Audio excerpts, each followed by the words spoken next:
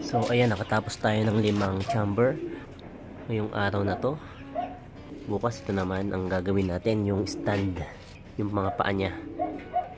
So 1, 2, 3, 4, 5. So, 1, 2, 3, 4, 5. Sabay-sabay ito matatapos. So pag nabuo ang mga yon, ganito magiging itsura niya. Ayan, so ito yung pinaka ginagayahan ko. Ayan, para mabilis na ako nakakatapos. Detachable na to para madaling linisin. Ayun. Meron din yung overflowing kung sakaling sumobra yung langis. Diyan tutulo. Ayan. Ito yung tangke ng langis o ng mantika na pinaggamitan.